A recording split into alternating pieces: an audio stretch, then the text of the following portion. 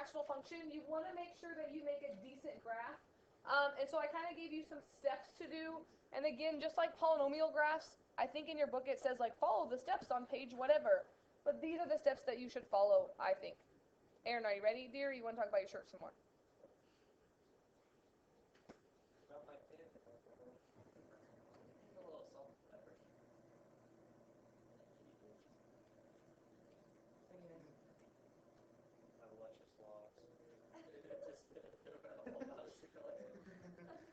So you don't necessarily have to go in this order, but I really think that step one when you're graphing your rational function is find your asymptotes, because your asymptotes break your graph up into regions, and you're going to have a section of your graph in every region. So I said factor the numerator and the denominator and determine the asymptotes and the domain. Maybe we could also say and any holes in the graph, because if something cancels out, that's why I say factor the numerator and the denominator. Step 2, I said find x and y intercepts. Those are supposed to be easy points to find, just like on the polynomial equation. If it turns out that it's not easy to find, you don't have to do that. But I just kind of reminded you, to find intercepts, you just plug in 0 for the other one.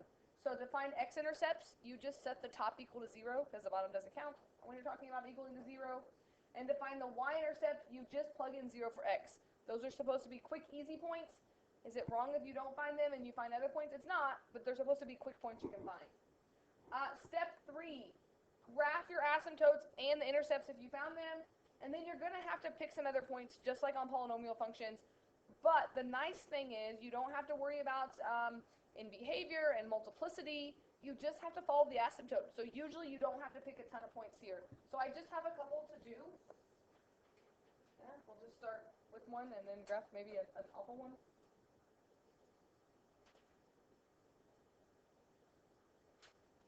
So step 1 on here, let's talk about our asymptotes. Can I find vertical asymptotes of this? What would I do? Set this equal to 0.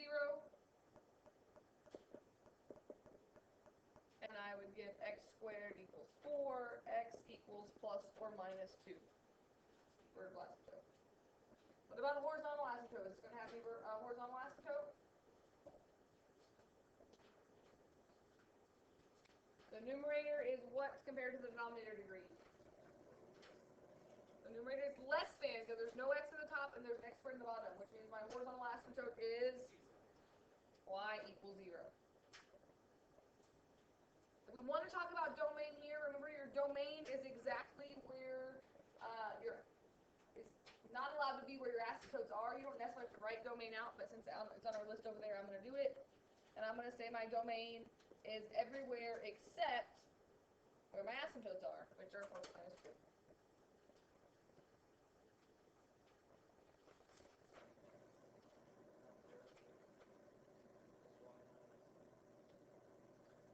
That would be with range, right? Which we could find range if we wanted to. But range is y can't equal 0, so that has to do with your range, not your domain. You can just throw that in there. All the rest for me to sort out. If I talk about my asymptotes, sorry, not my asymptotes, my intercepts, that's where I plug in 0 for each of the two numbers. So y-intercept is supposed to be an easy point, because to find your y-intercept, all you have to do is plug in 0 for x. Usually you can just tell by looking at it. If I plug in 0 for x, what am I going to get for my y value? Negative 3/4. Usually a point you would pick anyway. Your x-intercepts are when you set y equal to 0. So if you set this equal to 0, every time, do you agree you can multiply the bottom over and it's just going to cancel out to be 0? So that's why in the directions there, I told you to find your x-intercepts. If you want to make y equal to 0, all you do is you set the top equal to 0. What happens on this when I set the top equal to 0? I get 0 equals 3. What does that mean for my x-intercepts? There's not going to be any. There's no x there. So that means when y is 0, there is no value. Should make sense, maybe, because we have an asymptote there. So I'm just going to kind of put a line through there. Void. So let's graph what I have, and then we'll make some more points. I know I have a vertical asymptote at 2 and negative 2, so I need to go at least one bigger than that. I'm just going to go to 4 and negative 4. I don't really know my y values yet, so maybe it's not smart to make my y-axis, but I'm just going to go for it. I might have to erase later, and you might want to wait, but I'm going for it.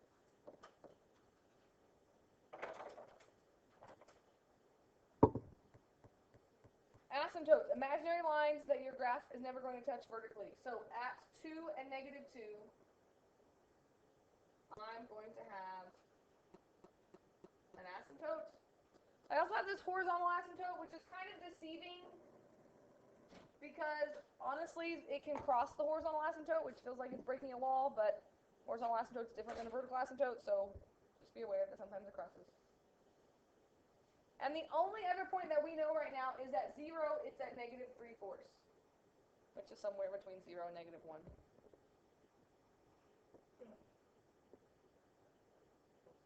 We cannot just make a graph with what we have here, right? We don't know what's going to happen, which means you have to pick some more points. The great thing is, on the outside pieces, they're always going to be like that 1 over x graph, like those like shapes. I call them L shapes, where they go like this. So usually you just have to pick one point on the outside and see where it starts, because if it starts up here, you know it's going to follow this asymptote.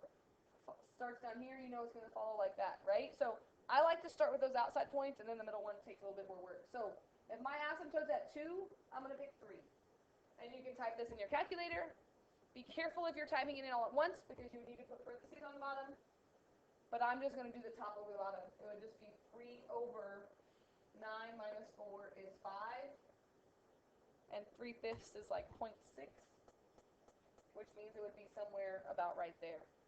I'm never going to pick another point out there. Well, okay, I'm not going to say never, because what if it was way up here? I might pick another point.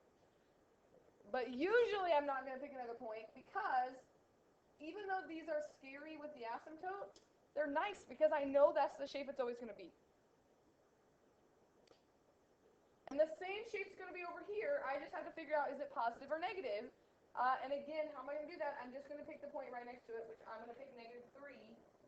And maybe you kind of already see what's going to happen. Because x is squared, am I going to get the same answer or the exact opposite answer? Because it's squared, I'm still going to get 9 minus 4, which is 3/5, which means this one is also going to be above the horizontal asymptote and look something like that.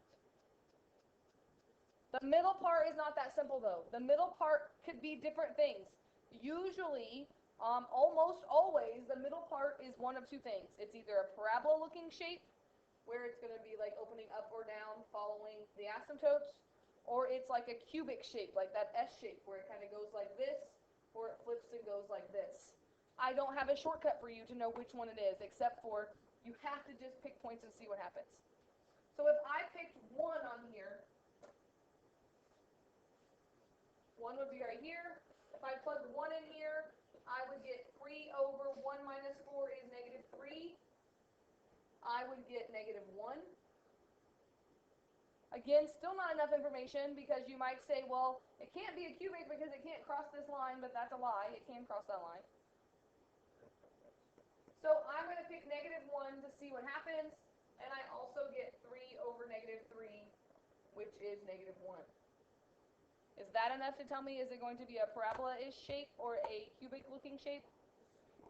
Yeah, it looks to me like it's going to be a parabola, and you're just going to make it kind of come down and follow the asymptotes. Definitely a little bit tedious to do, but, you know, not terrible. I don't think as much work as polynomials are sometimes. Let's do one more. I only have one more on here. Probably could have did all this in one day yesterday, but whatever. This one you have some options on, right? This is x squared plus 1 over x. If you wanted to make this all one fraction, you could. I think I'm just going to leave it separate, but if you wanted to make it one big fraction, you could. But let's talk about, could I say a vertical asymptote here? What can x not be in this problem? Definitely can't be 0. Even though there's x squared out here, it can be 0 here. It still can't be 0 here. So I'm still going to say x equals 0 is a vertical asymptote, which means my domain is everything but 0. Somehow I've jumped on the set notation bandwagon here.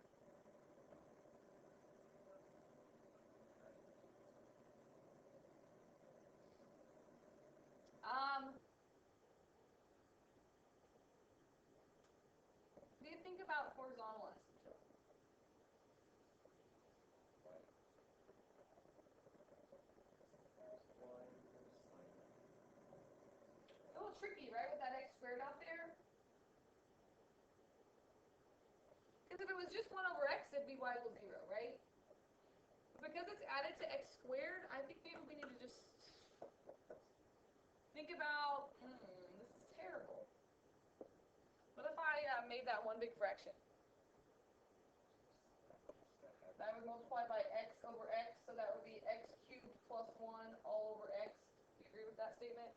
Because x cubed over x is x squared, 1 over x is 1 over x, like you could break it back apart. Does that have a horizontal asymptote?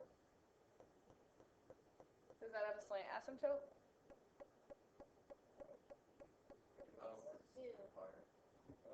The numerator is 2 bigger than the denominator, so it doesn't have a slant or a horizontal. In Algebra 2 and pre-calculus, we never graphed something like this. So, new graph here.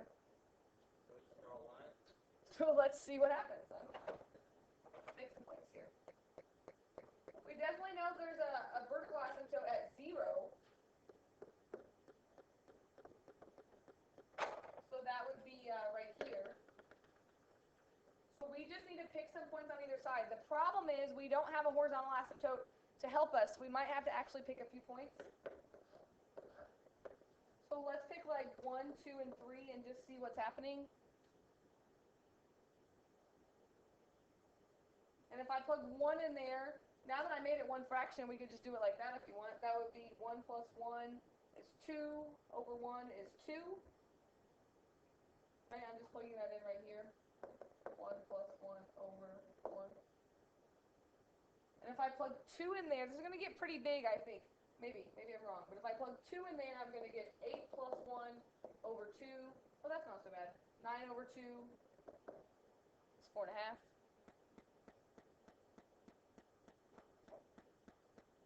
And if I plug 3 in there, what happens? Out of control. 27 plus 1 is 28. 28 over 3 is like almost 9, right? 9 1/3. Yeah.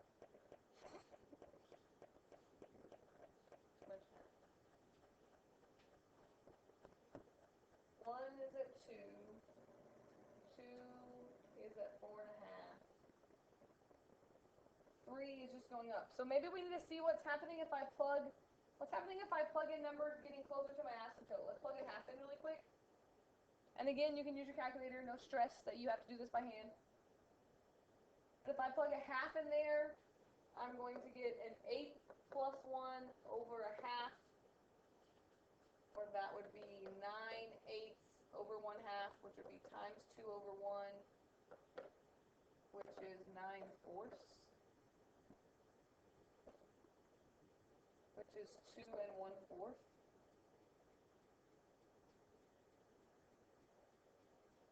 That's weird.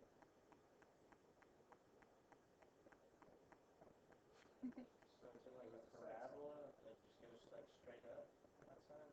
Because it can't cross the... You want to look at the graphing calculator and see what it looks on there. Let's see. That's crazy. Do you know what these look like? I do actually. Well, I've done it before. I just. So what was this? X squared plus 1 over x. Oh, dang it. I hate this calculator. Oh, that's weird. Plus 1 over x. Zoom 6.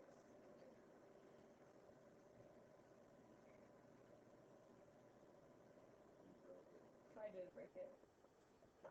Dang.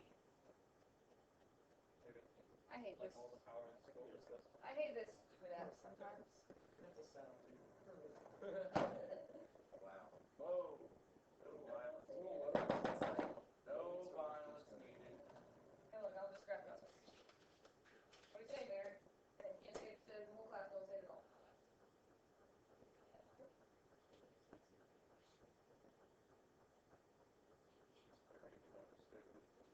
That's better.